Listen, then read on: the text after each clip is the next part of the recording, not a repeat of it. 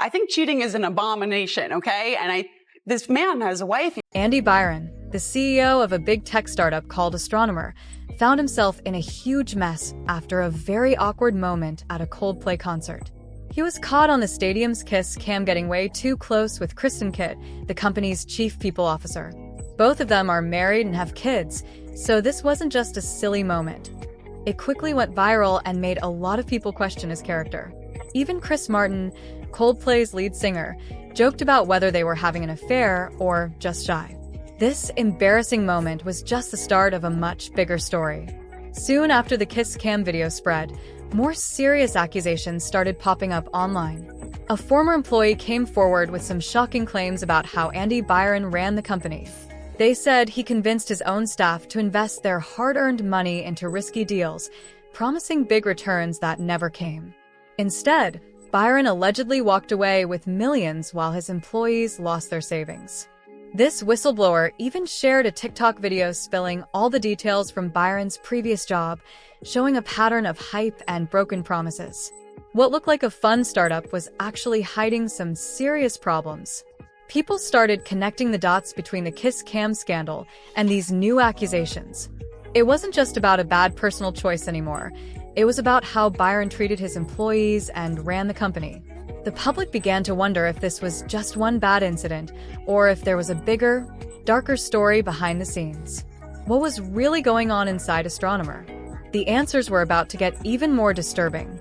Behind the scenes, former employees described a very different workplace than the happy, pizza party-filled office that Astronomer showed off on social media. Instead of a friendly family vibe, they said it was a place where loyalty was demanded, not appreciated. If you didn't show total commitment, you were made to feel like you didn't belong. The CEO's all-hands meetings were more like long speeches where he preached about sacrifice and pushing through no matter what. People who took time off or asked questions were made to feel guilty, or even punished. The way Byron handled people who didn't play ball was especially harsh. Instead of firing them outright, he used sneaky tactics to make their work life miserable. Bonuses would suddenly disappear without explanation, important projects would be taken away, and people would be quietly demoted. This slow, silent punishment made employees quit on their own, so the company could avoid legal trouble. It was a smart but cruel way to get rid of anyone who questioned the boss. New employees had to go through a tough onboarding process too. They were forced to attend after-hours team events and share personal goals in front of everyone, even if it made them uncomfortable. Skipping these activities marked someone as a problem right from the start. Over time, the line between work and personal life disappeared. What looked like a great company culture on the outside was actually a place where saying no could cost you your job or career. One of the biggest tricks Byron used was the promise of equity, shares in the company, instead of paying good salaries. He told employees they were not just workers, but part of something special, and that their shares would make them rich one day. Many believed this and accepted low pay, hoping the company would take off. But most of these shares turned out to be worthless. Some employees stayed longer than they wanted, waiting for their shares to vest, only to find out they lost everything when they left early. It was a trap disguised as a dream. Byron also used emotional stories to keep people loyal. During meetings, he would get teary-eyed talking about how hard he worked, the sacrifices he made, and how much he believed in the company's mission. This made employees feel like they were part of something bigger, not just a job. But now, former staff see these moments as fake, just a way to stop people from asking tough questions about pay or equity. It was all part of a plan to keep control and silence complaints. As if things weren't bad enough, more rumors started to come out about Byron's personal life. Some former employees hinted that romantic relationships inside the company weren't always voluntary. People felt pressured to get close to Byron to protect their jobs or get better opportunities. No one has made official accusations yet, but the idea that someone might feel forced into a relationship with their boss is very troubling. It shows how power can be abused in startups, especially when the CEO controls everyone's financial future. The scandal took an even darker turn when reports surfaced about Byron spending huge amounts of money on OnlyFans, a platform for adult content.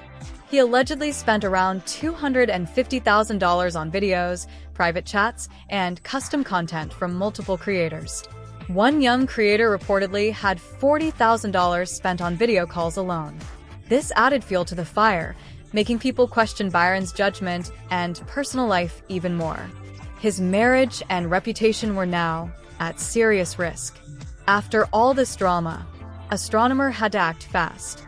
They removed Byron and Kristen Kitt from their executive roles and appointed Pete DeJoy, a co-founder and chief product officer, as the interim CEO. This was a smart move because DeJoy already knew the company inside out and could keep things steady while the board searched for a permanent replacement.